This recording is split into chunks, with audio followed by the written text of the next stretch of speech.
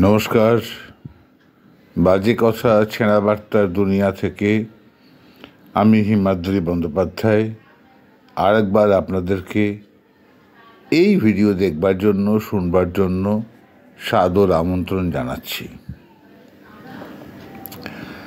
দেখুন, অনেকেই বলেন যে আমাদের শিশুবেলা খুব ভালো ছিল, নিষ্পাপ ছিল, পবিত্র ছিল, আজ শিশুদের দিন শেষ। আমি এমনটা বলি না। প্রত্যেক যুগের নিজস্ব একটি চাহিদা আছে, সেই অনুযায়ী সেই যুগ চলে। আজকের যুগে শিশুদের বিনোদনের নানা মাধ্যম আছে। তারা দূরদর্শনে বিনোদন পায়, অ্যান্ড্রয়েড ফোনে বিনোদন পায় এবং বাবা মার সঙ্গে কোথাও কোথাও ছোট বা বড় ভ্রমণ করে বিনোদন পায়। এগুলো তো আমাদের সময় ছিল না। আমাদের সময় এমনকি বেতারও ছিল না, রেডিও ছিল না, দূরদর্শন সমস্ত দূরের বিষয়। রেডিও আমাদের কৈশোরে এসেছে, তাও সেই সময় রেডিও ট্রানজিস্টার ছিল না, অর্থাৎ রেডিওটিকে এক স্থান থেকে অন্য স্থানে নেওয়া যেত না। ছিল solid state valve radio, electrical. তাদের লাইট জ্বলতো লাল সবুজ। বড়লোকদের বাড়িতে বড় বড় ক্যাবিনেটে এই রেডিও বাজত, যদিও তার শব্দ খুব সুন্দর ছিল, গম্ভীর ছিল। ওই রেডিওতে মহালয়া বাজত। আমরা যারা নিম্ন মধ্যবিত্ত দরিদ্র, তারা বড়লোক বাড়ির দোতলা থেকে জানলার পাশে রেডিও বাজছে গম গম করে, আমরা নিচে দাঁড়িয়ে শুনতাম, দেখতাম, স্বপ্ন দেখতাম আমাদের বাড়িতে ওরকম লাইট জ্বলা একটা রেডিও হবে। দূরদর্শন কি কেউ জানতই না, ভাবতেও পারেনি। তা এই তো আমাদের ছোটবেলা। তাহলে আমাদের বিনোদন হতো কিসে? দিনের বেলা মাঠে ফুটবল, ক্রিকেট, হাডুডু, খো খো, এইসব। এখন তো মাঠ নেই, সব ফ্ল্যাট বাড়ি। আর সন্ধে হলে বা বর্ষার দিনে যখন বাইরে বেরোতে দিতেন না আমাদের মা বাবা, সেই সময় ঘরে বসে ঠাকুমার কাছে গল্প শোনা। অদ্ভুত ব্যাপার, আমাদের ঠাকুমা গল্পও জানতেন, রাশি রাশি গল্প। আজকের ঠাকুমা এসব গল্প জানে না। তারা সিরিয়াল দেখে, সিরিয়ালের গল্প জানে, যা সুখশ্রাব্য নয়। যাই হোক, সেই গল্পের মধ্যে কি থাকতো? থাকতো রূপকথা, ভূত, পেতনি, দত্তি, দানু, এইসব থাকতো। রাজপুত্র, রাজকুমারী, সোনার কাঠি, রূপোর কাঠি, লাল কমল, নীলকমল, এইসব থাকতো। এবং এইসব গল্প আমাদের ঠাকুমারা বলতেও পারতেন। সত্যি অদ্ভুতভাবে অভিনয় করে করে তারা গল্প বলতেন, আর আমরা মন্ত্রমুগ্ধ হয়ে শুনতাম, হাঁ করে শুনতাম। ওই ছিল আমাদের বর্ষাকালের সন্ধেবেলার বিনোদন। তারপর পড়াশোনা করতাম এবং ঠাকুমাকে বায়না করে রাখতাম, পড়াশোনা করে আসছি কিন্তু আর একটা গল্প বলতে হবে। সব রূপকথা, অবাস্তব, অলিক। অনেকে উল্লেখ করেছেন আমরা ওইরকম গল্প শুনতাম বলে আমাদের মধ্যে কল্পনার শক্তি বৃদ্ধি পেয়েছে, জন্ম নিয়েছে।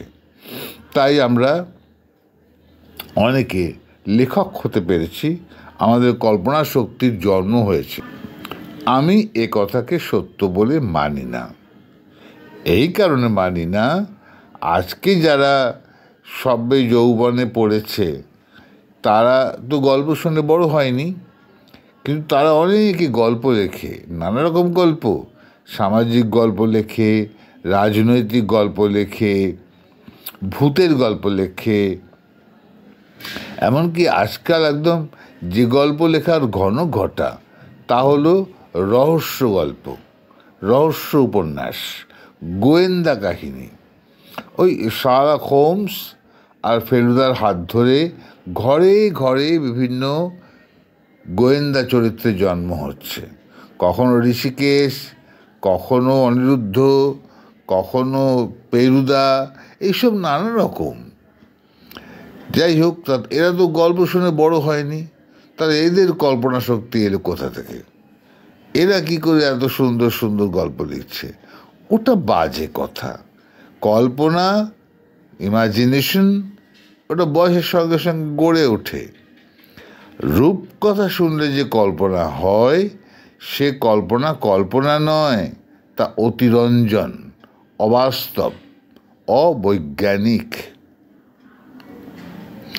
ফলে ছোটবেলা থেকে এই ভূত পেতনি আমাদের মধ্যে ঠাকুমারা ঢুকিয়ে দিয়েছেন।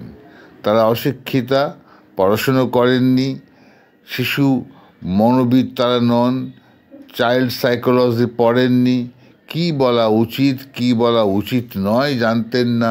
ফলে ওইসব গল্প বলে আমাদের মধ্যে ভূত, ভাগ্য, ভগবানে বিশ্বাস এইসব ঢুকিয়ে দিয়েছেন। ওই যাও ঠাকুর ঘরে যাও, গিয়ে নম করে এসো, পরীক্ষা দিতে যাচ্ছ নম করে এসো, এইসব করে আমাদেরকে কুসংস্কারাচ্ছন্ন করে ফেলেছেন। আমাদের মধ্য থেকে আস্থা, সেলফ কনফিডেন্স একদম চলে গেছে। আমরা খালি নির্ভর করতে শিখেছি দেবতার ওপরে, দেবীর ওপরে। কেউ বলিনি বিপদে মোরে রক্ষা করো, এ নহে মোর প্রার্থনা। বিপদে আমি না যেন করি ভয় বলিনি, আমরা বলেছি বিপদে মোরে রক্ষা করো, এই হলো মোর প্রার্থনা। যাই হোক, রূপকথা শুনলে কল্পনা শক্তি বাড়ে আমি আদৌ মানি না, এবং প্রমাণ দিলাম যে সত্য নয়। কিন্তু খারাপও হয়েছে রূপকথা শুনে। যেমন ধরুন, একটা উদাহরণ দিই, আমার এক বন্ধুর কথা বলি। সে উপেন্দ্রকিশোর রায়চৌধুরীর গোপীজ্ঞান বাঘাবাইন পড়েছিল, সিনেমাও দেখেছিল, আপনারাও অনেকে দেখেছেন।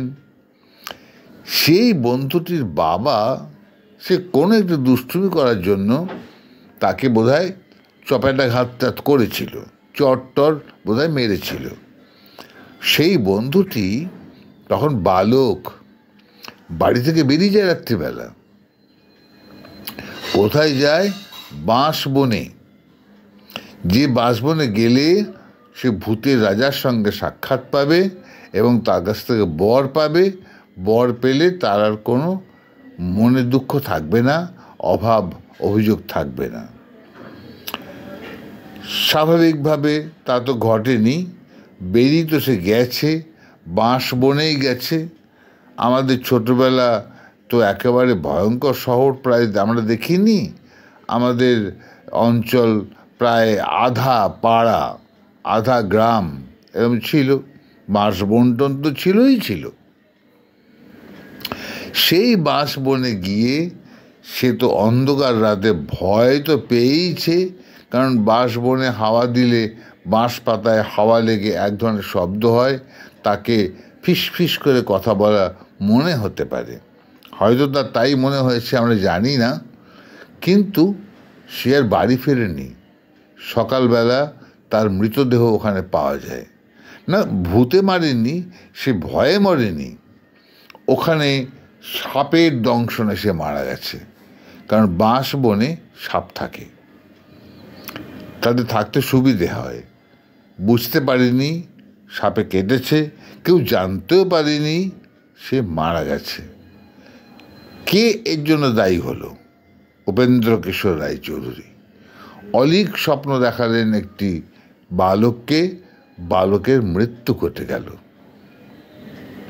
এইরকমই শক্তিমান, এইরকমই স্পাইডারম্যান, এইরকমই অরণ্যদেব, এইরকমই ম্যান্ড্রেক ইত্যাদি প্রভৃতি। এ সমস্ত একেবারেই ভালো জিনিস নয়। এবার আপনারা বলবেন, তাহলে বাচ্চাদেরকে আমরা কি দিয়ে বিনোদন দেব? অ্যান্ড্রয়েড ফোন দিতে মানা করছেন, দূরদর্শন বেশি দেখাতে মানা করছেন, ওতে ওদের অ্যাডিকশান হয়ে যাবে, নেশা হয়ে যাবে। তাহলে আমরা কি দিয়ে ওদের মন ভোলাবো? ওদের বিনোদন দেব কিভাবে? গল্প বলুন, নিজে ওদের জন্য সময় দিন, গল্প পড়ুন। অনেক গল্প আছে, পৃথিবীর অনেক লেখক, ভারতবর্ষের লেখক ছোটদের জন্য সুন্দর সুন্দর গল্প লিখেছেন। আমি তো অনেক উদাহরণ দিতে পারি, অত উদাহরণ দেওয়া তো যাবে না। আমি বরঞ্চ আন্তর্জাতিক একটি উদাহরণ দিই আর আমাদের দেশের একটি উদাহরণ দিই। নিশ্চয়ই অস্কার ওয়াইল্ডের নাম শুনেছেন। অস্কার ওয়াইল্ডের লেখা একটি পাঠ্য গল্প ছিল বাচ্চাদের, শিশুদের, দ্য হ্যাপি প্রিন্স। এই গল্প তাদেরকে বলুন, অভিনয় করে করে বলুন, এবং এই গল্পের লেসন বুঝিয়ে দিন, কি এর মর্ম কথা, নীতি কথা। আমাদের দেশে এরকম এক লেখক ছিলেন, মুল্ক রাজ আনন্দ। তার লেখা দ্য লস্ট চাইল্ড শোনান, বোঝান, নীতিবাক্য শুনিয়ে দিন। আরও অনেক গল্পকার আমাদের দেশে বাংলা সাহিত্যে আছে, সেই সব গল্প বলুন। তার আগে নিজে পড়ুন। বাবা মাও তো কিছু পড়ে না, তারা খালি খেলা দেখে, খবর শোনে, আর সোশ্যাল সাইট তাদের অ্যান্ড্রয়েড মোবাইলে সার্ফিং করে, আর কিচ্ছু তারা করে না। ফলে তারা ঠিকঠাক বাবা মা নয়, তারা অক্ষম। তাই তারা বাচ্চাকে চুপ করে রাখবার জন্য অ্যান্ড্রয়েড মোবাইল দিয়ে দেয়। বাচ্চা বসে বসে অ্যান্ড্রয়েড মোবাইলে কি দেখে? কার্টুন। কার্টুন বলতে কতগুলো মনুষ্য দেহের অবয়ব করে সব লেখা, যেমন চুচু টিভি পোলেস বা বিভিন্ন ছোটদের জিনিস। কিছু কিছু কার্টুন আছে যাতে বাচ্চারা, শিশুরা সংখ্যা শেখে, 1 থেকে 10, ABCD, ক খ গ, শিক্ষামূলক শেখে। আবার কোনোগুলো আছে নিছক দুষ্টুমি, বদমাইশি। কোনো কোনো কার্টুন আছে গল্প বলে, ছোট্ট ছোট্ট শিক্ষামূলক গল্প বলে। সকলে বলবে কার্টুন তো ভালো। হ্যাঁ, বাচ্চারা কার্টুনে কিন্তু অ্যাডিক্টেড, একদম নেশাসক্ত। তা এই কার্টুন কি খারাপ? হ্যাঁ, এগুলোও খারাপ, রূপকথার মতোই খারাপ। কারণ ওইগুলো চোখের সামনে দেখে, খালি খালি ব্লিঙ্ক করে করে ছবি যায়, ছবি আসে, এবং সেগুলো তারা দেখে। তাদের মাথায় কোনো কথা, কোনো ভাবনা উদ্ভূত হয় না, উদ্গত হয় না, উৎসারিত হয় না। তারা ওই দেখে শুধু, এবং কিচ্ছু ভাবে না, শুধু দেখতেই থাকে, দেখতেই থাকে, দেখতেই থাকে। হ্যাঁ, একটু বাবা মাকে তাদের 1 থেকে 10 লেখাতে, পড়াতে একটু তাদের সুবিধে হয় বই কি, ড্রয়িং করাতে একটু সুবিধে হয় বই কি, ছড়া শেখাতে একটু সুবিধে হয় বই কি, কিন্তু সেই উপকার থেকে একটা বিরাট অপকার হয়ে যায় ওদের অ্যাডিকশন, আসক্তি। এটা হয়। ফলে ওই কার্টুনটিও তার পক্ষে মোটেই সাধু নয়। খুব সাবধানে ভাবতে হবে, আমার শিশুটি বড় হচ্ছে, সে পুত্র হোক কিংবা কন্যা, আমি কী করে তাকে সঠিক পথে রাখবো। সে কতটা পড়াশোনা করছে, কীরকম পরীক্ষায় ফল করছে, কত নম্বর পাচ্ছে, এর থেকে অনেক গুরুত্বপূর্ণ বিষয় আমার সন্তানটি মানুষ হিসেবে কেমন হচ্ছে, কেমন কথা সে বলছে, কেমন কথা বলতে শিখছে, তার শব্দচয়ন, তার বাক্য গঠন, তার বাক্য বলার কায়দা কতটা শৈল্পিক, কতটা পরিশীলিত, এগুলো লক্ষ্য রাখতে হয়। নম্বর তো পেতেই থাকবে, পরীক্ষার ফল প্রথম, দ্বিতীয়, তৃতীয় তো হতেই থাকবে। সে তো অনেক দূরের বিষয়, পড়াশোনার বিষয়, কিন্তু মানুষ তো হতে দিতে হবে। রবি ঠাকুরের কথা আছে না, যে পদে পদে ছোট ছোট নিষেধের ডোরে বেঁধে বেঁধে রাখিও না ভালো ছেলে করে। প্রাণ দিয়ে দুঃখ সয়ে আপনার হাতে সংগ্রাম করিতে দাও ভালো মন্দ সাথে। ওদেরকে অবশ্যই স্বনির্ভর করে তুলতে হবে, বাবাকে এবং মাকে, শিক্ষককেও শিক্ষয়িত্রীকেও। ফলে ওদের বিনোদন কি হবে এটা আপনার শিক্ষার ওপরে, আপনার নিজের কৃষ্টির ওপরে, আপনার নিজের ভাবনা চিন্তার ওপরে নির্ভর করে। আপনাকে শিক্ষিত হতে হবে, আপনাকে উন্নত হতে হবে, আপনাকে আরও আধুনিক হতে হবে, আরও বিজ্ঞান ভিত্তিক হতে হবে। আপনি কুসংস্কারাচ্ছন্ন হলে আপনার সন্তান তো অনিবার্যভাবে তাই হবে, কোনো তো উপায় নেই। ফলে আমি মনে করি আমার বিরুদ্ধে যে যা খুশি বলুক, আমি মনে করি যে রূপকথা, কার্টুন এই সমস্ত জগতে শিশুদেরকে বন্দি রাখা ঠিক নয়। তারা বাবার মুখে গল্প শুনুক, মার মুখে গল্প শুনুক, তারা বুঝতে শিখুক যে বাবা আমাকে ভালোবাসে, মা আমাকে ভালোবাসে, আমার মা আমাকে কেয়ার করে, আমার বাবা আমাকে স্নেহ করে। সে বাবার গায়ে, মায়ের গায়ে লেপ্টে থাকে। শিশু লেপ্টে থাকতে চায়, কিন্তু যে শিশু বাবার থেকে, মার থেকে দূরে সরে যায়, সে দোষ শিশুটির নয়, সে দোষ বাবার কিংবা মায়ের। তারা এমন পরিবেশ সৃষ্টি করে বাড়ির মধ্যে যে শিশু তার গায়ে লেপ্টে থাকতে ভয় পায়। সুতরাং সে বাবার থেকে, মায়ের থেকে দূরে, আরও দূরে সরে যায়। ফলে সমস্ত দায়, সমস্ত দায়িত্ব বাবা এবং মায়ের ওপর, শিক্ষকের ওপরও বটে।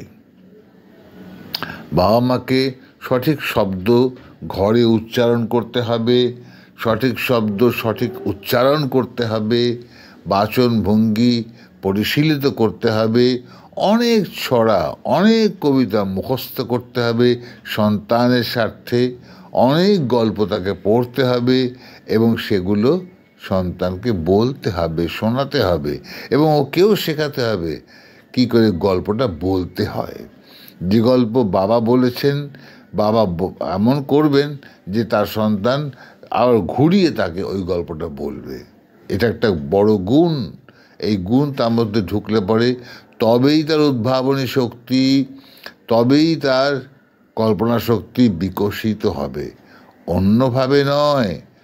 কোনো অবাস্তব বিষয় তাকে শুনিয়ে কোনো লাভ নেই।